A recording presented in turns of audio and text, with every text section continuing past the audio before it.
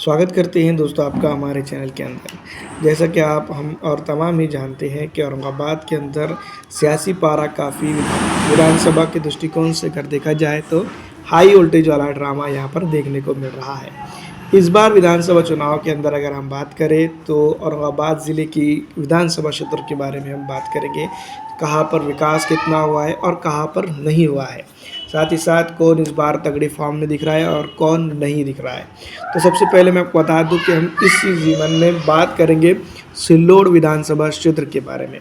तो यहाँ पर अगर हम बात करें तो जब से ये विधानसभा वजूद में आई है या फिर ये जब से तालुका बना है और जब से जो है तो यहाँ पर जो है तो मैं आपको बता दूं कि विधानसभा चुनाव हो रहे हैं, तब से अब तक अगर देखा जाए तो कोई नेता यहाँ पर विकास पुरुष के तौर पर नहीं देखा गया है। लेकिन एकमात्र इस विधानसभा क्षेत्र को एक नेता लाभा है या फिर एक नेता का फ़ायदा हुआ है और वो सिल्लोड के अब्दुल सत्तार। जी हाँ दोस्तों, इन्होंने दोस्तों यहाँ पर जिस तरह से विकास और जिस तरह से दोस्तों डेवलपमेंट की झड़ी लगाई है उसको लेकर जो तो कई बात हम कर सकते हैं।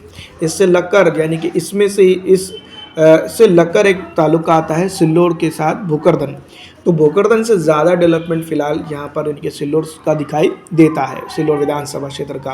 हालांकि लोकसभा के अंदर अगर बात करें तो भोकरदन भी जालना में ही आता है और सिल्लोड भी जालना में ही आता है, लेकिन उस तरह का विकास यहाँ पर नहीं है। लेकिन उस तरह का विकास जो तो सिल्लोड के अंदर काफ़ी अच्छा दिखाई देता है। यहाँ पर अगर हम खुलकर बात करें तो अब्दुल सत्तार ने अब तक की कई एक चीज़ें डेवलपमेंट के तौर पर दी हैं, जिसके चलते जनता का पेट भी भर रहा है। विकास के तौर पर अगर देखा जाए तो रोज़गारी भी इनको मिल रही है। वहीं कुछ लोगों का इनके साथ नाराज़गी भी हो सकती है, लेकिन मैं आपको बता दूं कि सीधे तौर पर अगर देखा जाए तो इस तरह का नेता औरंगाबाद के सिल्लोड को मिला है, वैसा नेता अगर काश भोकरदन को मिल जाता तो काफ़ी कुछ चीज़ें हो सकती थी। इस पर कई एक चीज़ों के बारे में हम बात कर सकते हैं, लेकिन फ़िलहाल दूसरी विधानसभा क्षेत्र के बारे में भी बात करना है। कन्नड़ विधानसभा क्षेत्र। कन्नड़ विधानसभा क्षेत्र की अगर हम बात करें तो ये एग्जैक्ट अपोजिट विधानसभा क्षेत्र है। यहाँ पर जो तो मैं आपको बता दूं कि पिछड़ा, दलित, आरक्षित और कई अन्य समाज का विकास हो सकता था। पर्यटन स्थल का इस इलाके में या इस विधानसभा क्षेत्र के ऊपर काफ़ी कुछ चीज़ें को लेकर जो तो बात की जा सकती थी। यहाँ पर भी काफ़ी कुछ चीज़ें हो सकती थी, लेकिन उस तरह का विकास नहीं हुआ है जिस तरह का विकास जो है तो दूसरे क्षेत्रों में यहाँ पर देखने को मिला है। बीजापुर, गंगापुर की तरह ही इसका डिमिनिश विकास हुआ है। जिस तरह का जो तो यहाँ पर रिसोर्सेस है, जो चीज़ें हैं, उस तरह का विकास यहाँ पर ज़मीनी स्थल पर अगर देखा जाए तो नदारत नज़र आता है। उस तरह का विकास यहाँ पर नहीं होता है। जनता जो तो इस बार उम्मीद तो यही है कि सोच समझ के वोटिंग करेंगी। इंडिया और एनडीए गठबंधन के बीच में यहाँ पर काफ़ी अच्छा मुकाबला देखने को मिल सकता है। फुलंब्री विधानसभा क्षेत्र। फुलंब्री विधानसभा क्षेत्र के ऊपर अगर हम बात करें तो कई अरसे से भारतीय जनता पार्टी यहाँ पर जो है तो सत्ता में यानी कि यहाँ पर विधायक रहे हैं, लेकिन ये वैकेंट है फिलहाल। जो है तो मैं बता दूं कि विपक्ष के तौर पर भी ये विधानसभा वैकेंट है और सत्ता पक्ष के तौर पर यानी कि आमदार के तौर पर भी ये विधानसभा वैकेंट है। कि इसमें जो तो कई एक चीज़ें हैं। फुलंब्री के जो आमदार हुआ करते थे वो अब राज्यपाल बन चुके हैं और यहाँ के जो तो विपक्ष के जो नेता थे वो जो तो खासदार बन चुके हैं जालना के। वैसे अगर हम बात करें फुलंब्री के अंदर विकास की अगर हम बात करें तो ये काफ़ी जो तो यहाँ पर इस इलाके के अंदर कम विकास हुआ है। और जिस तरह से मैं आपको बता दूं कि पिछले 10 सालों का अगर हम लेखा जोखा देखें तो इसके अंदर अगर देखा जाए तो चंद रास्तों को छोड़कर बाकी कई जगह पर जो तो इसका जो तो विकास नहीं हुआ है। गाँव के अंदर बात की जाए, खेड़ों के अंदर बात की जाए तो इस तरह से नहीं हुआ है। नेशनल हाईवे के जलगांव औरंगाबाद के बीच में ये पड़ता है, तो यहाँ पर सिर्फ रोड का काम अच्छा हुआ है, वो भी सेंट्रल लेवल की बात अगर करें।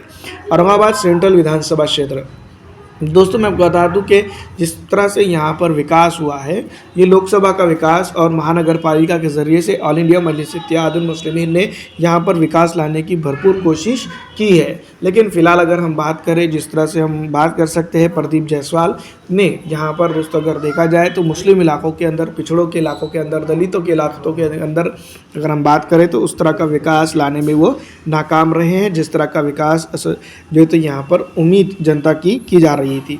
ऑल इंडिया मजलिस इत्तेहादुल मुस्लिमीन और जो है तो एनडीए गठबंधन के बीच में यहाँ पर तगड़ा मुकाबला देखने को मिल रहा है। वैसे मैं आपको बता दूं कि इंडिया गठबंधन की अगर हम बात करें तो इंडिया अलायंस ने जो है तो यहाँ पर सीधी तौर पर एनडीए को समर्थन दे दिया है। भारतीय जनता पार्टी की और कांग्रेस की यहाँ पर महायुति की जो है तो प्रत्याशी है। फिलहाल दोस्तों हम बात करेंगे औरंगाबाद वेस्ट विधानसभा क्षेत्र के बारे में। तो ये विधानसभा क्षेत्र एकमात्र विधानसभा क्षेत्र है इस ज़िले की जो तो एससी कैटेगरी के लिए रिजर्व है। लेकिन यहाँ पर अगर हम बात करेंगे मुस्लिम, पिछड़ा, दलित, आरक्षित समाज की जो बस्तियाँ हैं, खास करके नाग 71 और जो तो यूनिवर्सिटी के आसपास के एरियाज़, और जहाँ पर मैं आपको बता दूं कि विकास हो सकता था, जहाँ पर जो तो संभावना काफ़ी है विकास की, लेकिन उस तरह का जो तो इस इलाके के अंदर विकास नहीं हो पाया है। चंद एक सड़कें हैं जो पहले से बनी हुई है, वो अब तक के वैसी ही बनी हुई दिखाई देती है। पैठन विधानसभा क्षेत्र दोस्तों मैं आपको बता दूं कि पैठन ये एक ऐसी मात्र विधानसभा क्षेत्र है जहाँ पर दोस्तों मैं आपको बता दूं कि जिस तरह का विकास होना चाहिए था वो नहीं हो पाया है। ये जालना ज़िले की लोकसभा में भी आती है। पैठन विधानसभा क्षेत्र के अंदर दोस्तों मैं आपको बता दूं कि ये फिलहाल वैकेंस है और यहाँ में से जो तो विधानसभा से लोकसभा में यहाँ के प्रत्याशी जा चुके हैं। डेवलपमेंट की अगर हम बात करें तो यहाँ पर कुछ चीज़ों को लेकर काफ़ी अच्छा डेवलपमेंट देख सकते हैं, लेकिन दूसरी तरफ अगर हम बात करें कि जैसा कि होना चाहिए था उतना अच्छा डेवलपमेंट नहीं हुआ है। मुस्लिम, पिछड़ा, दलित, आरक्षित समाज के इलाकों में जो तो यहाँ पर डेवलपमेंट नदारद ही नज़र आता है।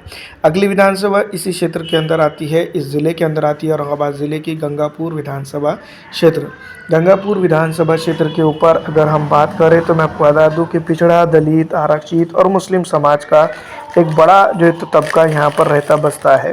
लेकिन विकास के नाम पर अगर देखा जाए तो इनको सिर्फ एक तरह से देखा जाए तो काफ़ी कम विकास और जो तो ठगी ही देखने को मिलती है। ज़्यादातर पैसा या ज़्यादातर जो तो विकास के मुद्दों के ऊपर दोस्तों मैं बता दूं कि भारतीय जनता पार्टी हो या कांग्रेस पार्टी हो, इस इलाके में दोस्तों मैं आपको बता दूं कि यहाँ पर डेवलपमेंट कई और जगह पर जाता हुआ भी नज़र आता है। दूसरी तरफ अगर हम बात करें इस क्षेत्र के अंदर जिस तरह से डेवलपमेंट आना चाहिए था उस तरह का डेवलपमेंट नहीं आया है। अगली विधानसभा क्षेत्र इसी ज़िमन में आती है दोस्तों बीजापुर की विधानसभा क्षेत्र। बीजापुर ज़िले में सबसे अच्छा इलाका है और यहाँ रिसोर्सेस हैं जहाँ पर डेवलपमेंट हो सकता है। लेकिन दोस्तों मैं आपको बता दूँ कि इस इलाके के अंदर भी जो तो डेवलपमेंट नहीं है, उतना अच्छा डेवलपमेंट नहीं है जितना अच्छा हो सकता है। इस इलाकों को जो तो मैं आपको बता दूँ कि कई एक चीज़ों को लेकर जो तो बड़ी चीज़ें इसमें हासिल है, और यहाँ पर जिस तरह से मैं आपको बता दूँ कि डेवलपमेंट होना चाहिए था उस तरह का डेवलपमेंट नज़र नहीं आता है। बीजापुर की अगर हम बात करें तो दोस्तों मैं आपको बता दूँ कि ये हम ज़रूर कह सकते हैं कि पूरे ज़िले के अंदर सबसे अनडेवलप्ड एरिया है, तो इसमें कोई दो राय नहीं होगी। रास्तों की और कई अन्य चीज़ों को अगर छोड़ दिया जाए तो यहाँ पर दलित, पिछड़ा, मुस्लिम इलाकों के अंदर दोस्तों नाखंदगी और खस्ता हाली काफ़ी देखने को मिलती है। कई क्षेत्र इस इलाके के अंदर आते हैं जिसको लेकर दोस्तों मैं बता दूं कि काफ़ी कुछ चीज़ों का बातें तो ज़रूर की गई थी, लेकिन विकास यहाँ पर नहीं हो पाया है। फिलहाल दोस्तों इस वीडियो में इतना ही। अगर आपको हमारी ये वीडियो अच्छी लगती है तो उसको लाइक और ज़्यादा से ज़्यादा शेयर कर दीजिएगा। औरंगाबाद एकमात्र ऐसा ज़िला है जहाँ से 2 खासदार मिले हैं।